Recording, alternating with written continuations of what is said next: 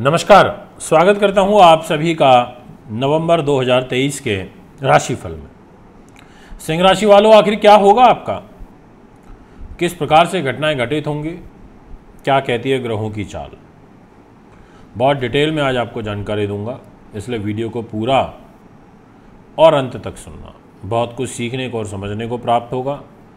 ग्रहों का खेल है, ग्रहों के शुभ व अशुभ प्रभाव से कोई नहीं बच सकता। और आपकी राशि के तो स्वामी इस नवंबर महीने में नीच भी दिखाई पड़ेंगे, यानी कि पहले 16 दिन सूर्य का नीच का प्रभाव रहेगा, इसलिए आपको ध्यान रखना पड़ेगा। सूर्य ग्रह 16 तारीख को अपनी नीचता छोड़ करके वृश्चिक राशि में आएंगे।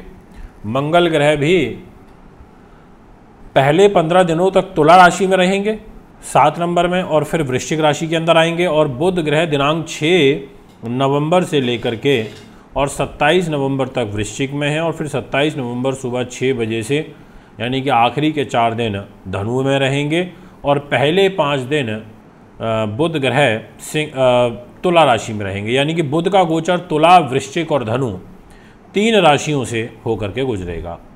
देवगुरु बृहस्पति तो मेष में ही रहेंगे वक्र चाल में। शुक्रदेव पहले 2 दिनों तक सिंह में है नवंबर महीने में, और उसके बाद 3 नवंबर से और 29 नवंबर तक ये तुला राशि में चले जाएंगे, कन्या राशि में चले जाएंगे।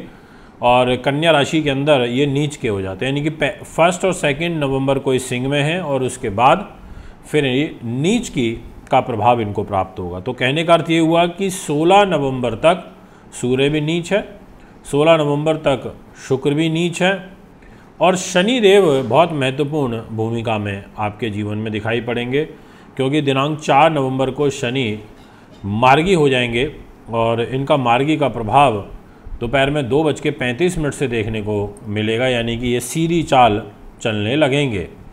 अब इन सब चीज़ों से आपका जीवन कैसे प्रभावित होगा ये मैं आपको बताऊंगा। तो दोस्तों, वीडियो को पूरा और अंत तक सुनना चाहिए, काफ़ी कुछ सीखने समझने को आपको प्राप्त होगा। जहाँ पर आप 5 नंबर लिखा देख रहे हैं, ये है आपकी सिंह राशि, और इसके स्वामी ग्रह सूर्य हैं, और आपको दिखाई दे रहे होंगे इधर 3 नंबर में बैठे हुए। तो फर्स्ट पॉइंट की बात करते हैं, आपके मान, आपके सम्मान, आपके यश, आपके वैभव, आपकी सामाजिक प्रतिष्ठा। इस घर के मालिक नीच हो रहे हैं तो इन चीज़ों के फल में कमी करेंगे, इसलिए भी आपको थोड़ा ध्यान और सावधानी बरतनी पड़ेगी, ये मैं आपसे कहना चाहता हूँ। और साथ में अगर हम सेकंड पॉइंट की बात करें, जो कि पैसे का होता है, और बिना धन के जीवन नहीं चल सकता, तो धन की स्थिति के मालिक बन जाते हैं बुध देव।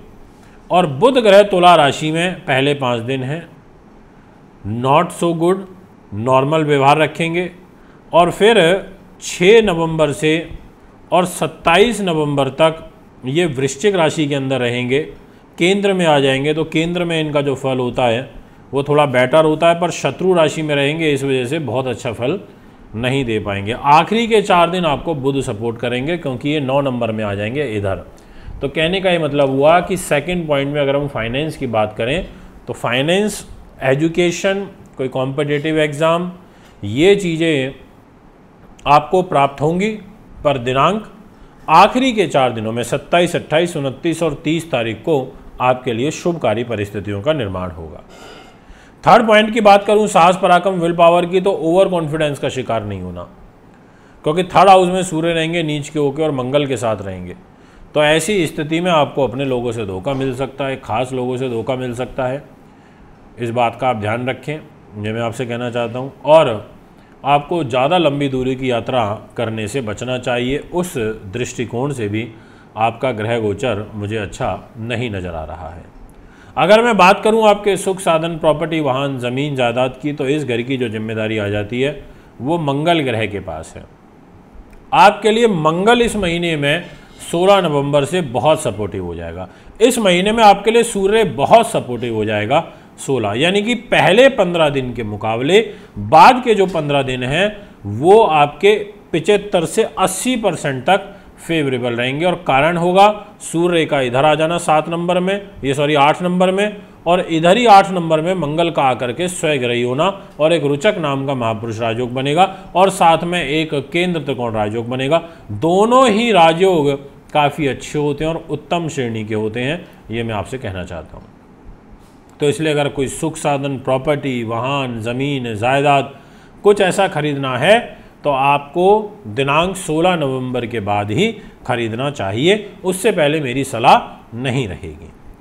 अगर मैं आपसे बात करूं इस घर की नेक्स्ट पॉइंट की, जो कि हमारी बुद्धि उन्नति का भी होता है, संतान का भी होता है, नीति शास्त्र और विद्वानता का भी होता है, तो इस घर के जो मालिक बनते हैं वो हैं देवगुरु बृहस्पति।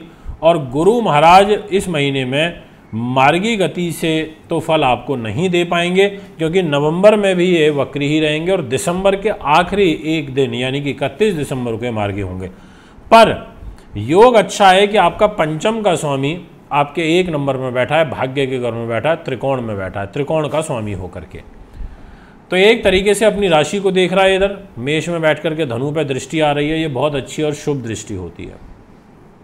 इसके परिणाम स्वरूप कार्य सिद्ध होगा, संतान संबंधी कष्ट दूर होगा, आपका कंसंट्रेशन लेवल थोड़ा ठीक हो जाएगा, पढ़ाई में भी मन लगेगा। और इसके अलावा अगर आपका काम प्रबंधन का है, आप जो है एडमिनिस्ट्रेशन से जुड़े हुए हैं, तो आपके लिए जो परिस्थितियां हैं वो विशेष रूप से लाभकारी हो जाएंगी, ऐसा आपकी पत्री इशारा कर रही है, क्योंकि 1 नंबर में बैठ करके 9 नंबर को देखेंगे इसीलिए। और कुछ अकस्मात धन लाभ के योग भी बनेंगे। यदि मैं बात करूं छठे भाव की, तो ये घर होता है रोग, चोट, शत्रु, बाधा, पुलिस, केस, मुकदमे का। इस घर के मालिक शनि है, 4 नवंबर से पॉजिटिव हो जाएंगे। तो आपके जीवन में जो कष्ट चल रहा था, समझ लीजिए वो लगभग 40% कम हो जाएगा इस घर से रिलेटेड, रोग, चोट, शत्रु, बाधा से संबंधित।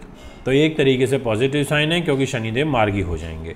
अगर मैं बात करूं आपके दाम्पत्य जीवन की, जो बहुत इंपॉर्टेंट होता है, क्योंकि बिना मैरिज लाइफ के काम नहीं चलता, या जिनका अब इसलिए नहीं चलता कि अब जो ऑलरेडी मान लीजिए शादी करके बैठे हुए हैं और कलह कलेश चल रहा है, तो उनका किसी चीज़ में मन नहीं लगेगा। इसलिए इस घर की मजबूती रहना बहुत ज़रूरी है। स्वराशि के शनि शश नाम का महापुरुष राजयोग बना के बैठे हैं, बहुत अच्छा राजयोग है आपके बुद्धि उन्नति के लिए और इनफैक्ट आपके लव लाइफ के लिए, और साथ में आपके व्यापारिक पार्टनर से सहयोग के लिए, दैनिक इनकम में इजाफा लेने के लिए अच्छा ग्रह गोचर रहेगा। अगर हम बात करें भाग्य की, तो भाग्येश तो खुद केंद्र कोण राजयोग 16 नवंबर से बनाएगा। तो 16 से और 30 नवंबर के बीच में कोई अकस्मात भाग्य अनुरूप आपका काम सिद्ध होगा, ऐसा आपकी पत्री कहती हुई नजर आ रही है। अगर हम बात करें आपके कर्म भाव की, क्योंकि कैरियर बहुत इंपॉर्टेंट है और इस घर की जिम्मेदारी शुक्र के पास आ जाती है, और शुक्रदेव नीच के होंगे सरकारी नौकरी वालों के लिए।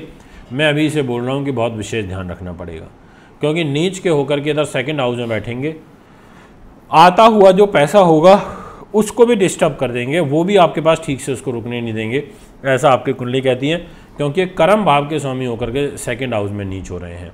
तो सरकारी नौकरी और प्राइवेट नौकरी, इन 2 नौकरियों में जो बड़े पदों पर बैठे हैं उनको सतर्क रहने की ज़रूरत है, और जो छोटे स्तर पर काम कर रहे हैं उनको अपने आसपास के लोगों से सतर्क रहना पड़ेगा।